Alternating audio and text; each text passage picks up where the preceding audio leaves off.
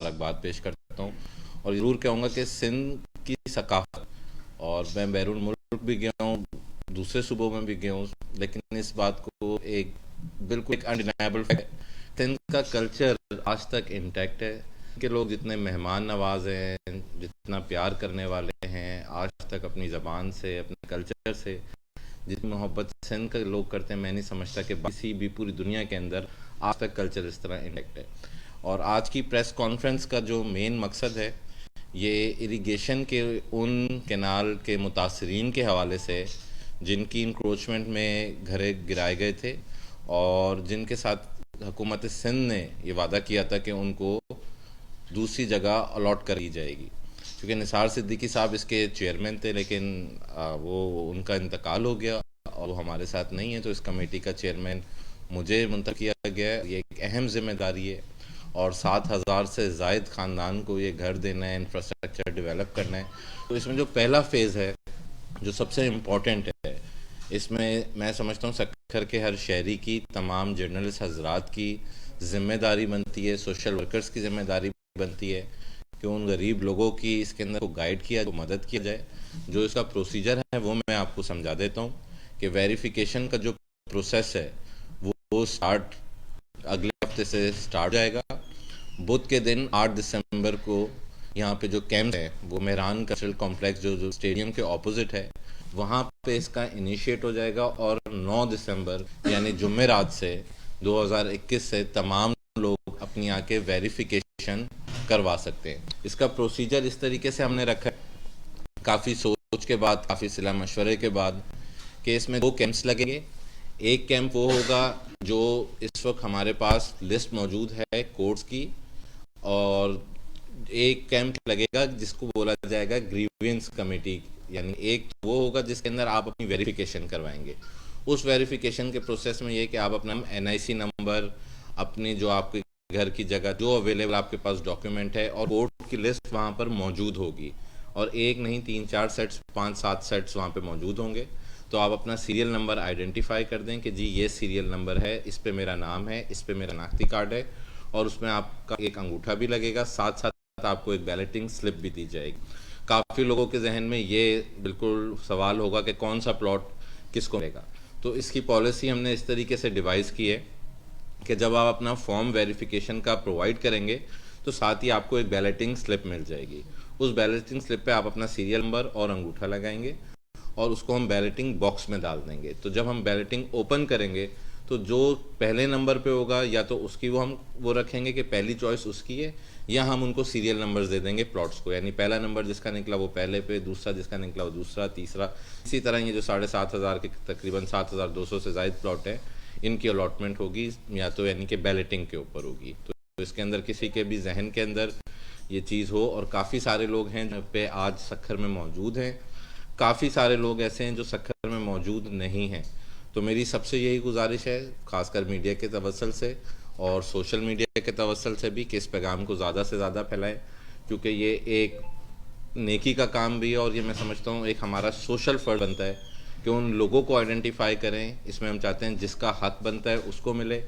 तो आप सबका बहुत बहुत शुक्रिया, और इंशाल्लाह ताला इसमें जो मज़ीद इंफ्रास्ट्रक्चर डेवलपमेंट का वो है उसका भी प्रोसेस चल रहा है। एक साथ 3-4 कमेटीज़ बना दी गई हैं, लेकिन ये कोई छोटा काम नहीं है। 200 एकड़ का इंफ्रास्ट्रक्चर डेवलपमेंट पे, उस पर schools, hospitals, road, infrastructure, drainage, water supply, different departments अपने अपने प्रपोजल सबमिट कर रहे हैं। लेकिन हमारी ख्वाहिश यही है कि हम जल्द से जल्द इस बैलेटिंग को कंप्लीट कर दें, अलॉटमेंट प्रोसेस को कंप्लीट कर दें। जो टाउन प्लानिंग डिपार्टमेंट्स हैं उनसे भी हमारा राब्ता हो चुका है, वो भी अपना काम कर रहे हैं कि इसकी हम टाउन प्लानिंग कर दें, 80-80 गज़ के ऊपर ये प्लॉट्स कर दें। आप सबका फिर बहुत बहुत शुक्रिया। मैं एक दफ़ा फिर रिपीट कर रहा हूँ कि जो प्लॉट्स मुताबिल जगहें देनी थी उनको, जिनका इंक्रोचमेंट में ऑपरेशन हुआ था, तो बुध के दिन 8 दिसंबर से वहाँ पे कैंप्स लग जाएंगे। साथ साथ हमने एक कैंप ये भी कहा है कि स्टेडियम के अंदर ज़रूर आएँ। हमारे सक्खर के अंदर मैंने देखा है कि हमारी जो सोशल वर्कर हैं, चाहे वो किसी भी पार्टी से हैं, सोशल वर्कर्स बहुत ज़्यादा हैं, सोशल वर्कर्स बहुत ज़्यादा इंटरेस्ट लेते हैं। तो वो कैंप हम सोशल वर्कर्स के हवाले करेंगे कि ताकि वो लोगों को गाइड कर सकें, प्लस इस चीज़ की ट्रांसपेरेंसी को इंश्योर कर सकें कि इंतज़ामिया कैसे कर रही हैं, और 9 दिसंबर यानी जुमेरात के दिन से इसकी प्रॉपर वेरिफिकेशन स्टार्ट हो जाएगी। आप अपने फॉर्म्स जमा कराएं, और जो जो लोग यहाँ पे थे आज नहीं हैं, उनके रिश्तेदार जो दोस्त हैं दूसरे लोग हैं, वो उनसे ज़रूर रब्ता करके उनको ये पैगाम दे।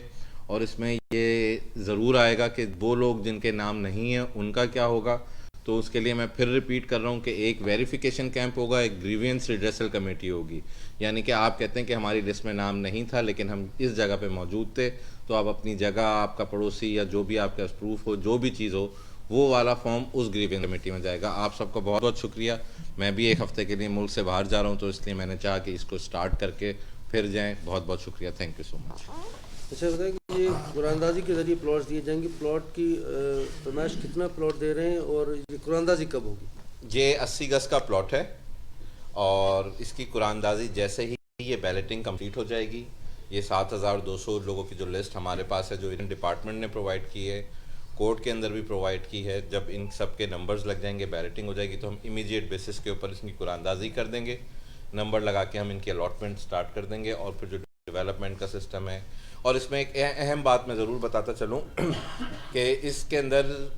जो बैलेटिंग के बाद जो प्रोसेस होगा, तो अक्सर लोगों को ये होगा कि काफ़ी कम्युनिटीज़ चाहती हैं कि वो हम मिलके एक जगह पे रहें। तो उसके अंदर हमने ये शिक रखी है, ये यानी एक क्लॉज रखा है कि अगर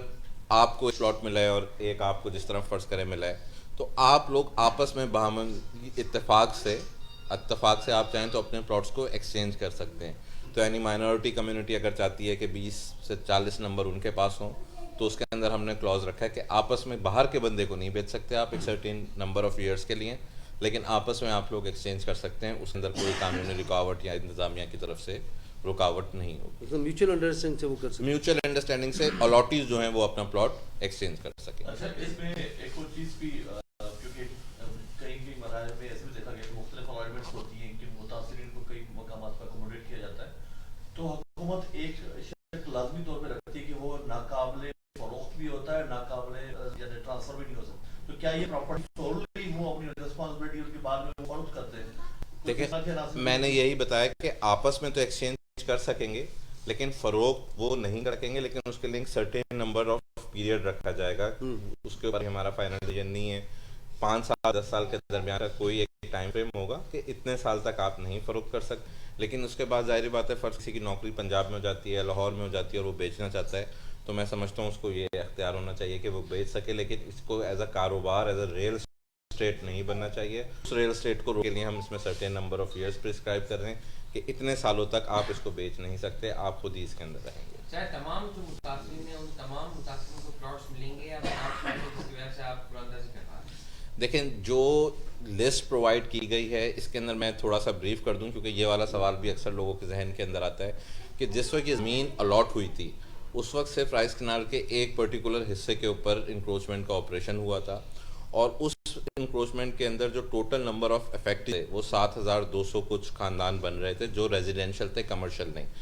उसके लिए ये 200 एकड़ की ज़मीन अलॉट हुई थी, जो उन तमाम लोगों को प्लॉट मिल जाएंगे। लेकिन उसके बाद वक्तन फ़वक्तन ऑपरेशंस चलते रहे, तो उन वक्तन फ़वक्तन जो बाद में ऑपरेशन चलते रहे, जो इंक्रोचमेंट के इरिगेशन के जो मुतासरीन हैं, उन्हीं के लिए ये ग्रीवेंस कमेटी बनाई गई है कि पहले मरले में 200 एकड़ जो ज़मीन अलॉट हुई थी सिर्फ उन लोगों की हुई थी जिसका फर्स्ट फेज़ में ऑपरेशन हुआ था, तो ये उन्हीं को मिलेगी। जो रिमेनिंग होगी उनकी ग्रीवेंस कमेटी में जब हमारे पास डाटा आ जाएगा, रिकॉर्ड आ जाएगा, एविडेंस आ जाएगा, तो फिर उससे हम गवर्नमेंट ऑफ सिंध से रब्ता करके उसकी कोई पॉलिसी डिवाइस। अच्छा, ये चीज़ आप इंश्योर करा रहे हैं कि जितने भी लोग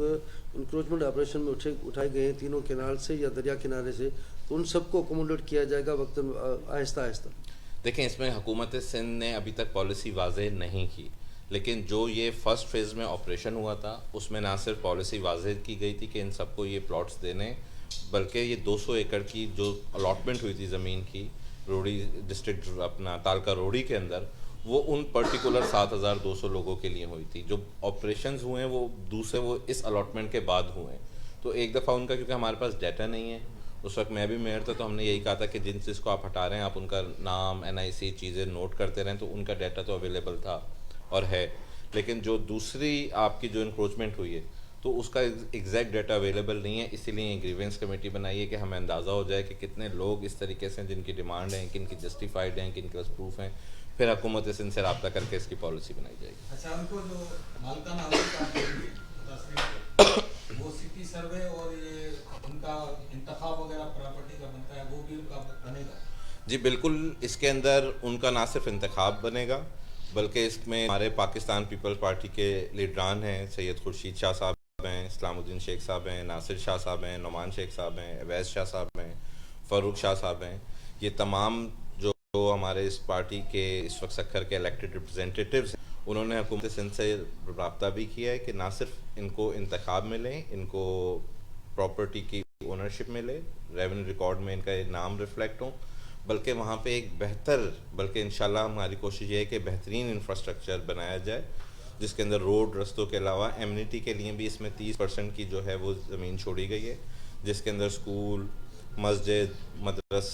मदरसे और जो मंदिर हैं, कोई हमारे अहले तशी दोस्तों की इसके अंदर जिस तरह मजालिस होती है, इमाम बारगाह हैं, कि हर चीज़ का हमने उसके अंदर स्पेस रखी है। 200 एकड़ में से 30% एमिनिटी का रखने का मकसद भी यही है कि जो स्कूल की फरामी है, हस्पताल की चीज़ें, कि हम वो भी साथ साथ इधर बनाएं, यानी कि ये एक नई बिल्कुल तबाह की आबादी नहीं हो, लोग जो वहाँ शिफ्ट हों उनको उससे फ़ायदा भी हो। अच्छा, म्यूनसिपल कमेटी को वाटर सप्लाई वगैरह ये सारी चीज़ें इसके अंदर मैं फिर रिपीट कर रहा हूँ कि इसके अंदर एक कमेटी बनाई है जिसको एडमिनिस्ट्रेटर सक्खर म्यूनसिपल कॉर्पोरेशन जो है वो हेड कर रहे हैं, जिसमें आपके पब्लिक हेल्थ के नुमाइंदगान हैं जो वाटर सप्लाई और वेस्ट वाटर का सिस्टम को देखेंगे, गैस के नुमाइंदगान हैं, इलेक्ट्रिसिटी वापडा के नुमाइंदगान हैं, roads department, building department, education department, health department, तमाम डिपार्टमेंट्स के नुमाइंदगान जो हैं वो इसके अंदर हैं। तो एक पूरी कॉम्प्रीहेंसिव PC1 बनेगी जिसके अंदर इन तमाम सहूलियात को इंक्लूड किया जाएगा। थोड़ा सा लॉन्ग टर्म प्रोसेस है, लेकिन जब हो जाएगा तो इंशाल्लाह उससे लोग फ़ायदा उठाएंगे। तो एक चीज़ इससे हटके, क्योंकि आप मेयर भी रहे हैं, आपने हमेशा म्यूनसिपल के हवाले से अच्छी क्वेश्चन भी किए, तो म्यूनसिपल मुलाजमीन पिछले कुछ रोज़ से मुसलसल एहतजाज में, उसके बायस सक्खर शहर में गंदगी के होते जा रहे हैं, कचरा जमा हो गया है,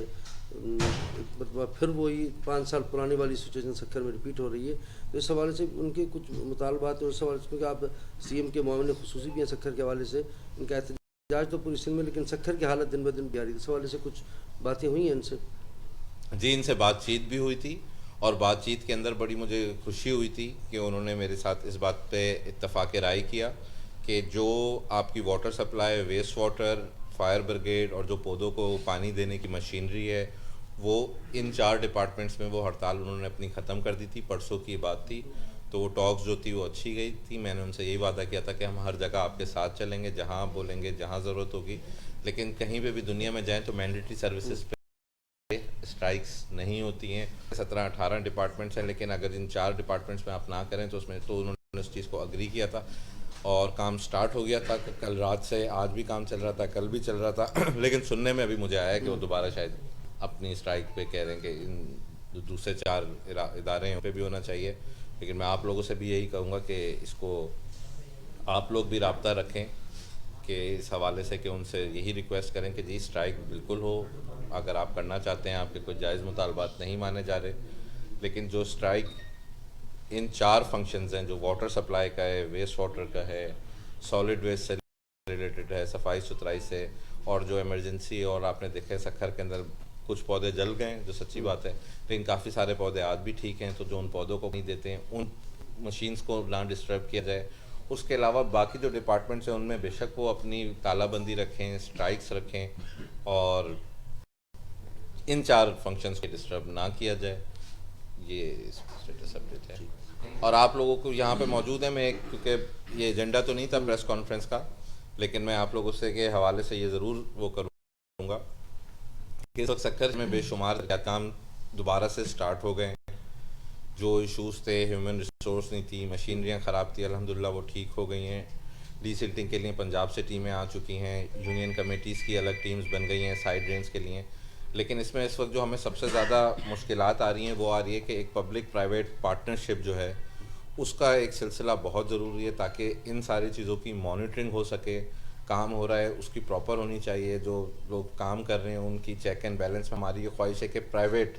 लोग इंतज़ामिया के साथ, डिस्ट्रिक्ट गवर्नमेंट के साथ, म्यूनसिपल एडमिनिस्ट्रेशन के साथ पब्लिक प्राइवेट पार्टनरशिप का एक ऐसा सिलसिला बनाएं। और ये मुझे स्टार्ट करना था, लेकिन इतने ज़्यादा काम की वजह से हम स्टार्ट नहीं कर पाए। मैं 1 हफ़्ते के लिए बैरून मुल्क जा रहा हूँ, आके हम इसको स्टार्ट करेंगे और मीडिया के दोस्त से भी गुजारिश है कि आप लोग उसमें शिरकत करें। और हमारा यही प्लान है कि हर यूसी में जिस तरह हमारी मस्जिद के इमाम हैं, हमारे दूसरे रिप्रेजेंटेटिव हैं, ताजिर हजरत हैं, कि उन सब की रिप्रेजेंटेशन हो और वो चेक एंड बैलेंस रखें। क्योंकि किसी भी एक इंडिविजुअल के लिए, कुछ इंडिविजुअल्स के लिए इन बड़े शहरों की चेक एंड बैलेंस मुमकिन नहीं होती। लेकिन जब समाजी लोग, प्राइवेट लोग, शहरी अपने फंड्स को